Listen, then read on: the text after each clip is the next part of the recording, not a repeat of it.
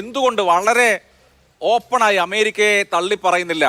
അമേരിക്കയുടെ കാര്യം നോക്കട്ടെ, ഞങ്ങളുടെ കാര്യം ഞങ്ങൾക്ക് നോക്കിക്കോളാം, പാകിസ്ഥാനുമായി ഞങ്ങൾ ഉഭയകക്ഷി ചർച്ചയ്ക്കേ ഉള്ളൂ, അമേരിക്കയുടെ യാതൊരു തരത്തിലുള്ള മധ്യസ്ഥവും ആവശ്യമില്ല എന്ന് കൃത്യമായി ഖണ്ഡിതമായി പേരെടുത്ത് പറയാത്തത് എന്ത് എന്നൊരു വിഷയം. ഇന്ന് മാത്രമല്ല, ഇപ്പോൾ ട്രംപും വാൻസും അതുപോലെ തന്നെ മൈക്കോ റൂബിയോയും മാത്രമൊന്നുമല്ല, അമേരിക്കൻ ഉടമസ്ഥതയിലുള്ള അമേരിക്കൻ മാധ്യമങ്ങൾ, ഇപ്പോൾ താങ്കൾ തന്നെ നേരത്തെ പറഞ്ഞു, പാകിസ്ഥാൻ സൈഡ് പിടിച്ചാണ് റിപ്പോർട്ട് ചെയ്യുന്നത് പോലും. ഇന്ത്യൻ താല്പര്യങ്ങൾക്ക് യൂറോപ്യൻ മാധ്യമങ്ങളിൽ പോലും സ്ഥാനമില്ല.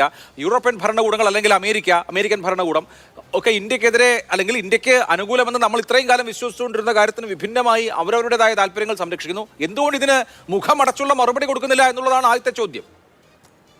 ഇപ്പോൾ അഭിലാഷ് ആദ്യം ചോദിച്ച കാര്യം, അഭിലാഷേ, നമുക്കറിയാം ഇന്ത്യ ഇന്ന് എങ്ങനെയാണ് ഡിഫൻസ് സിസ്റ്റങ്ങൾ ഉപയോഗിക്കുന്നതെന്ന്. നമുക്കറിയാം എന്തുകൊണ്ടാണ് ബോയിങ്ങിൻ്റെയും അതുപോലെ തന്നെയുള്ള മറ്റു പല അമേരിക്കൻ ആയുധങ്ങളും ഇന്ത്യ മേടിക്കാതെ, അതുപോലെ S-400 അതുപോലെ തന്നെ റഫേലും എല്ലാം മേടിച്ചപ്പോൾ എങ്ങനെയാണ് അമേരിക്കൻ യുദ്ധതന്ത്രങ്ങളും അവരുടെ രാഷ്ട്രീയ ആയുധമായി തന്നെ മാധ്യമങ്ങളെയും ഉപയോഗിച്ചതെന്നും നമുക്കറിയാം. അതുകൊണ്ട് ഈ കാലഘട്ടത്തിലും മിറാഷും അതുപോലെ തന്നെ S-400ഉം റഫാലും ഫ്രാൻസിൻ്റെ റഫാലും അടക്കം വാങ്ങിക്കുമ്പോൾ തങ്ങളുടെ രാഷ്ട്രീയ താല്പര്യവും തങ്ങളുടെ ബിസിനസ് താല്പര്യവും സംരക്ഷിക്കുവാൻ അമേരിക്കയിലെ, പ്രത്യേകിച്ച് നമുക്കറിയാം അവിടുത്തെ യുദ്ധതന്ത്രങ്ങളുടെ വിൽപ്പനക്കാരും അവിടുത്തെ മാധ്യമങ്ങളും തമ്മിലുള്ള ബന്ധമൊന്നും ഞാൻ നീട്ടിവലിച്ച് പറയേണ്ട ആവശ്യമില്ല. അത്തരം മാധ്യമങ്ങളിൽ വരുന്ന വാർത്തകൾ മാത്രം വിശ്വസിച്ചുകൊണ്ട് റിപ്പോർട്ടിംഗ് ചെയ്യരുത്, അത് വിശ്വസിച്ചുകൊണ്ട് രാഷ്ട്രീയമായ എക്സ്പ്ലനേഷൻ ഇവിടുത്തെ രാഷ്ട്രീയ കക്ഷികൾ നടത്തരുത് എന്ന് ഞാൻ വിശ്വസിക്കുന്നു. കാരണം നമ്മൾ ഇന്നലെയൊക്കെ ചൈനീസ് ഡിഫൻസിൻ്റെ സ്റ്റോക്ക് കുതിച്ചുയർന്നു എന്ന് പറഞ്ഞാൽ ചില മലയാളം മാധ്യമങ്ങൾ കൂടി ഉണ്ട് എന്ന് ഞാൻ പറയാൻ ആഗ്രഹിക്കുന്നു. മാത്രമല്ല, പക്ഷേ ചില മാധ്യമങ്ങൾ Chinese defence stock has been raised and a lot എന്നുള്ള രീതിയിലുള്ള റിപ്പോർട്ടൊക്കെ ചെയ്യുന്നു. ഇന്ന് സത്യസന്ധമായ വാർത്ത കൃത്യമായിട്ട് വന്നിട്ടുമുണ്ട്. അപ്പോൾ ഇത്തരത്തിൽ വിദേശ മാധ്യമങ്ങളെ അല്ലെങ്കിൽ അമേരിക്കൻ മാധ്യമങ്ങളെ, ചില യൂറോപ്യൻ മാധ്യമങ്ങളെ മാത്രം വിശ്വസിച്ചുകൊണ്ട് തങ്ങളുടെ അല്ലെങ്കിൽ ഭാരതത്തിൻ്റെ ഒരു സൈനിക ശക്തിയെക്കുറിച്ചും അതിൻ്റെ തന്ത്രങ്ങളെക്കുറിച്ചും വിലയിരുത്തരുത്. നമ്മൾ സത്യസന്ധമായി ഈ രാജ്യത്തിൻ്റെ തന്ത്രപ്രധാനമായ കാര്യത്തെക്കുറിച്ച് പറയുമ്പോൾ ഇവിടുത്തെ സൈന്യത്തിൻ്റെയും ഇവിടുത്തെ സൈനിക ഉദ്യോഗസ്ഥരുടെയും അവരുടെ എക്സ്പെർട്ടൈസിൻ്റെയും കാര്യങ്ങൾ മാത്രം എടുക്കണം എന്ന് ഞാൻ പറയാൻ ആഗ്രഹിക്കുന്നു. രണ്ട്, നമ്മൾ ചരിത്രം ഒന്നുകൂടി ആലോചിക്കണം. കോൺഗ്രസിൻ്റെ ചരിത്രം എന്തായിരുന്നു? അവർ എന്നാണ് സൈന്യത്തെയും ഇന്ത്യൻ ചരിത്രത്തെയും ഇന്ത്യൻ സൈന്യാധിപരെയും വിശ്വസിച്ചിട്ടുള്ളത്? കാർഗിൽ വാർ നടന്നപ്പോൾ അവരെന്താണ് പറഞ്ഞത്?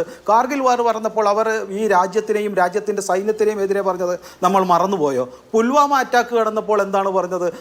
അത് സൈന്യമല്ല, അത് മറ്റൊരു രാഷ്ട്രമല്ല, തീവ്രവാദികളല്ല, അത് നടത്തിയത് BJP ആണ്, നരേന്ദ്രമോദിയാണ് എന്ന് വരെ പറഞ്ഞില്ലേ? അതിനുശേഷം ബാരാക്കോട്ട് അക്രമം നടന്നപ്പോൾ അതിന് തെളിവ് എവിടെയെന്ന് ചോദിച്ച നേതാവിൻ്റെ പേര് ഞാൻ പറയണോ? അപ്പം നിരന്തരമായി സൈന്യം എന്തു പറഞ്ഞാലും ഈ രാജ്യത്തിന് അനുകൂലമായ ഒരു കാര്യവും തങ്ങളുടെ ഏക നേതാവായ അല്ലെങ്കിൽ കുടുംബാധിപനായ ആ വ്യക്തി മുതൽ താഴെ ഇങ്ങേ അറ്റത്ത് മാതൃഭൂമിയിലിരിക്കുന്ന കോൺഗ്രസ് നേതാവ് വരെ പറയില്ല എന്നുള്ള വാശിയുടെ ചരിത്രം നമ്മൾ എത്ര തവണ കണ്ടിട്ടുള്ളതാണ്. അതുകൊണ്ട് ഇവർ പറയുന്ന രാഷ്ട്രീയ ചരിത്രമല്ല ഇന്ന് രാജ്യത്തുണ്ടാവുന്നത്. ശശി തരൂർ എത്ര മാന്യമായിട്ട് പറഞ്ഞു, 1975 പറയുന്ന യുദ്ധമോ അല്ലെങ്കിൽ പ്രവൃത്തിയോ അല്ല ഇന്ന് ലോകത്തുള്ളത്. ആ കാലം മാറിയിരിക്കുന്നു. ഇന്ന് യുദ്ധത്തിൻ്റെ തന്നെ തന്ത്രങ്ങളും അതുപോലെ തന്നെ യുദ്ധമുഖങ്ങളും എല്ലാം മാറിയിരിക്കുന്നു. അതിന് സൈനിക മുഖമുണ്ട്, അതിന് ഒരു മറ്റുള്ള തരത്തിലുള്ള ഈ വിദേശ രാജ്യങ്ങളുമായിട്ടുള്ള ബന്ധമുണ്ട്.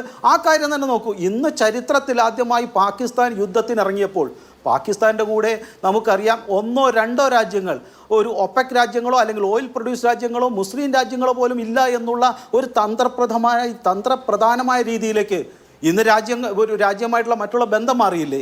അതെന്തുകൊണ്ടാണ്? ഇനി മറ്റൊരു കാര്യം ചോദിക്കട്ടെ. ഇവിടെ നമ്മൾ പൊഖ്റാനിലെ അണുബോംബ് സ്ഫോടനം പരീക്ഷണം നടത്തി. അന്ന് ഇതേ കോൺഗ്രസിൻ്റെ നേതാക്കൾ നമ്മളോട് എന്താ പറഞ്ഞത്?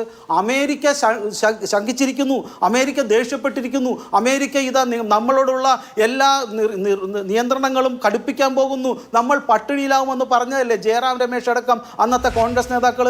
അന്ന് ഈ പറയുന്ന കോൺഗ്രസിൻ്റെ നേതാക്കൾ ഇവിടെ ചാനലിരുന്നും പറഞ്ഞല്ലോ, ഇതാ ഇന്ത്യ പൂർണ്ണമായ പട്ടിണിയിലേക്ക് പോകുന്നു, അമേരിക്കൻ താല്പര്യങ്ങളെ സംരക്ഷിക്കേണ്ടത് ഇന്ത്യയുടെ കൂടി ആവശ്യമാണെന്ന് പറഞ്ഞ് ഭീഷണി മുടക്കിയതല്ലേ ഇവരും. അപ്പോൾ പൊഖ്റാൻ്റെ കാലഘട്ടത്തിൽ സൗമ്യനായ അടൽജിയെപ്പോലും നിരന്തരമായി രാഷ്ട്രീയമായി ആക്രമിക്കുകയും ഇത് രാഷ്ട്രീയമല്ലെന്നും ഇത് യഥാർത്ഥത്തിലുള്ള ഭാരത സ്നേഹമല്ലെന്നും ഇന്ത്യയെ തകർക്കുവാൻ പോകുകയാണെന്നും പട്ടിണിയിലേക്ക് പോകണമെന്നും എന്നല്ലേ ഇവർ നിരന്തരമായി പറഞ്ഞിരുന്നത്. അതുകൊണ്ട് ഇവരുടെ രാഷ്ട്രബോധം അല്ലെങ്കിൽ ഇവരുടെ രാജ്യസ്നേഹം ഇവർക്കെന്നും ഓരോ കാലഘട്ടത്തിൽ ഇന്ത്യയെ തകർക്കുവാനും ഇന്ത്യക്കെതിരെ ഇന്ത്യയുടെ പ്രധാനമന്ത്രിയെ നാണം കെട്ട പ്രധാനമന്ത്രി എന്ന് വിളിക്കുമ്പോൾ ഇവർക്ക് എന്തോ പ്രത്യേക ഒരു സന്തോഷം കിട്ടുന്നുണ്ട്. പ്രത്യേകിച്ച് ഇന്ന് കേരളത്തിലുള്ള ചില കോൺഗ്രസ് നേതാക്കൾക്ക് ഇത്തരത്തിലുള്ള മര്യാദഘട്ട ഭാഷ അത് നിരന്തരമായി പ്രധാനമന്ത്രിക്കെതിരെ ഉപയോഗിക്കുമ്പോൾ എന്തെങ്കിലും രാഷ്ട്രീയ നേതൃത്വത്തിന് ഗുണം കിട്ടുന്നു അല്ലെങ്കിൽ അവരുടെ ഉയർച്ച കിട്ടുമെങ്കിൽ അതായിക്കോട്ടെ, എനിക്ക് പ്രശ്നമില്ല. പക്ഷേ ഇത് കാണുന്ന ജനങ്ങൾക്കറിയാം ഇവർ നിരന്തരമായി ചെയ്ത ചരിത്രം, ഇവരുടെ ഭാഷ നിരന്തരം എന്നെങ്കിലും ഭാരതം ഉയർന്നു വരുമ്പോൾ സ്വാതന്ത്ര്യ സമരത്തിന് ശേഷം നിരന്തരമായി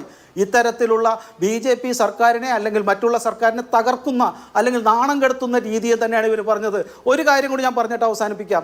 പണ്ട് നമുക്കൊരു ചരിത്രമുണ്ടായിരുന്നു. വലിയ പ്രശ്നങ്ങൾ നടന്നപ്പോൾ അടൽ ബിഹാരി വാജ്പേയി പ്രതിപക്ഷ നേതാവിനെയാണ് പണ്ട് വിദേശത്തേക്ക് UN-ലേക്ക് അന്നത്തെ പ്രധാനമന്ത്രി അയച്ചത്. ഇന്ന് അയച്ചിരുന്നെങ്കിൽ അത് തന്നെ പാകിസ്ഥാന് പൂർണ്ണമായ അവകാശവാദം ഉന്നയിക്കുവാനുള്ള കാരണങ്ങളാവില്ലേ? ഇവരുടെ ട്വീറ്റുകൾ തന്നെയല്ലേ ഇന്ന് പാകിസ്ഥാൻ മാധ്യമങ്ങൾ ആഘോഷിക്കുന്നത്? ഈ കേരളത്തിലെ കോൺഗ്രസിൻ്റെ ട്വിറ്റർ തന്നെയല്ലേ പലപ്പോഴും പാകിസ്ഥാൻ ആഘോഷിച്ചതും അവർ അന്താരാഷ്ട്ര മാധ്യമങ്ങളിൽ പുറപ്പെടുവിച്ചതും? അപ്പോൾ ഇത്തരത്തിലുള്ള നരേറ്റീവ് വാറിന് ഇവർ തന്നെ ആയുധങ്ങളാക്കുന്നു. ഇതുകൊണ്ടാണ് ഞാൻ പറഞ്ഞത്, നിരന്തരമായി ഇവർക്ക് ചില താല്പര്യങ്ങൾ, ചില രാഷ്ട്രീയ താല്പര്യങ്ങൾ സംരക്ഷിക്കുവാൻ ഈ രാജ്യത്തിൻ്റെ താല്പര്യങ്ങൾ വരെ തകർക്കുന്നു. ഇവരുടെ ഭാഷ സൂക്ഷിക്കണം. ഇവർക്ക് രാഷ്ട്രീയമായ നേട്ടം കിട്ടുവാൻ, ഒരു MLA സ്ഥാനമോ അല്ലെങ്കിൽ എന്തെങ്കിലും കിട്ടുവാൻ വേണ്ടിയിട്ട് ഇവർ രാജ്യത്തെ നിരന്തരമായി ഒറ്റുകൊടുക്കുന്നു. ഈ കോൺഗ്രസിന്റെ ചരിത്രമായി മാറിയിരിക്കുന്നു എന്നാണ് എനിക്ക് മനസ്സിലാവുന്നത് ഈ എക്സ്പ്ലനേഷനിൽ നിന്നും.